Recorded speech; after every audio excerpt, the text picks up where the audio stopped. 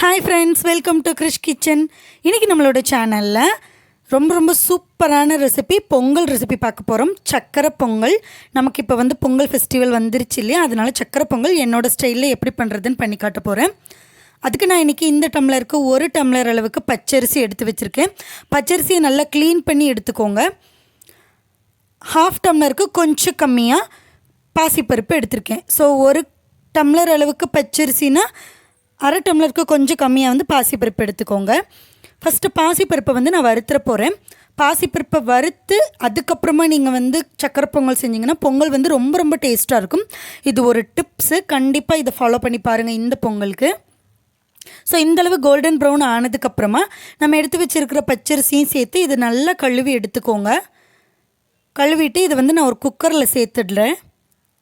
இப்போ மொத்தமாக பாசிப்பருப்பும் அரிசியும் சேர்த்து 1/2 டம்ளருக்கு கொஞ்சம் கம்மியாக இருக்குது.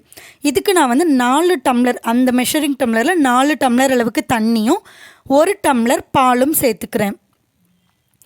சில பேர் பால் சேர்க்காமல் சக்கரை பொங்கல் பண்ணுவாங்க. பட் பால் சேர்த்துட்டு நீங்கள் பண்ணிங்கன்னா பொங்கல் நல்லா குழைவாக கிடைக்கும். நம்ம சேர்த்துருக்கக்கூடிய அரிசி பருப்பு எல்லாமே நல்லா வேந்துடும். ஒரு பைண்டிங் ஏஜென்ட் மாதிரி இந்த பால் இருக்கும். ஸ்வீட்னஸையும் இன்க்ரீஸ் பண்ணி கொடுக்கும். ஸோ சக்கரை பொங்கல் பண்ணும்போது நீங்கள் கண்டிப்பாக பால் சேர்த்துட்டு பண்ணுங்கள். இப்போ இது குக்கரில் வச்சிடுறேன். இது நல்லா விசில் வரட்டும், அது வரைக்கும் வெயிட் பண்ணலாம். 4லேருந்து 5 விசில் வர்ற வரைக்கும் விட்டுருங்க. மீன்வாயில் நம்ம சக்கரை பாகு ரெடி பண்ணணும். ஸோ அதுக்கு நான் என்ன பண்ணியிருக்கேன் அப்படின்னா, இந்த டம்ளருக்கு 1 டம்ளர் நம்ம அரிசி எடுத்தோம் இல்லையா, அதனால் 2 டம்ளர் அளவுக்கு வெல்லம் எடுத்திருக்கேன். ஸோ வெல்லம் மூழ்கிற அளவுக்கு தண்ணி சேர்த்துக்கலாம். ஸோ மொத்தத்துக்கு டோட்டலாக 1/2 டம்ளர் அரிசியும் பருப்புக்கும் 2 டம்ளர் அளவுக்கு நான் வெல்லம் எடுத்திருக்கேன். உங்களோட ஸ்வீட்னஸ் பொறுத்து நீங்கள் எடுத்துக்கலாம். இப்போ பாருங்கள், வெல்லமெல்லாம் நல்லா கரைஞ்சி பாகு கன்சிஸ்டன்சி வந்திருக்கு. இப்போ நீங்கள் இதை தண்ணியில் விட்டு பார்க்கணும். விட்டு பார்த்தா லைட்டாக உருண்டை மாதிரி உருட்டை வரும். லேசாக பாருங்கள், இந்த கன்சிஸ்டன்சி. ஸோ இது வந்ததுக்கப்புறமா நீங்கள் ஆஃப் பண்ணிடலாம். இப்போ நமக்கு குக்கரும் 4-5 விசில் நல்லா செட்டில் ஆகிடுச்சு. இப்போ குக்கரை நம்ம ஓப்பன் பண்ணி பார்த்துடலாம் எந்த அளவுக்கு குழைவாக வெந்திருக்குன்னு.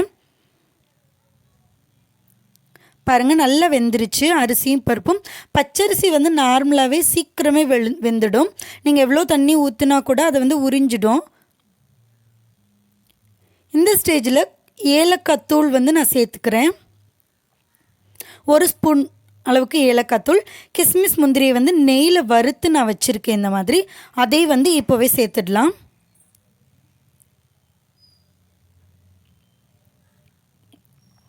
அதுக்கப்புறமா நம்ம எடுத்து வச்சுருக்கோம் இல்லையா சக்கரை பாகு, அதையும் இதில் சேர்த்துட்டு நல்லா மிக்ஸ் பண்ணி விட்டுற வேண்டியதான். அவ்வளோதான். நம்மளுக்கு பார்க்க இப்போ லிக்விட் கன்சிஸ்டன்சியாக இருக்குது. கொஞ்சம் நேரம் ஆக அந்த அரிசியும் பருப்பும் இதை நல்லா அப்சர்வ் பண்ணிவிடும். பார்க்குறதுக்கு உங்களுக்கு கலர் டல்லாக தெரிகிற மாதிரி இருக்குது. ஆனால் ரொம்ப ஸ்வீட்னஸாக இருக்குது, சூப்பராக இருக்கும். நார்மலாக ஸ்வீட் ரெசிபி செய்யும்போது கொஞ்சமாக உப்பு சேர்த்து செய்ய சொல்லுவாங்க. பட் நீங்கள் வெல்லம் யூஸ் பண்ணுறீங்க அப்படின்னா உப்பு சேர்க்க தேவையில்லை. ஏன்னா வெல்லம்லேயே கொஞ்சம் உப்பு இருக்கும்.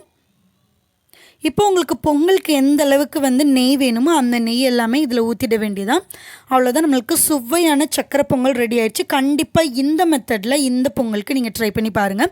ரொம்ப சூப்பராக இருக்கும்.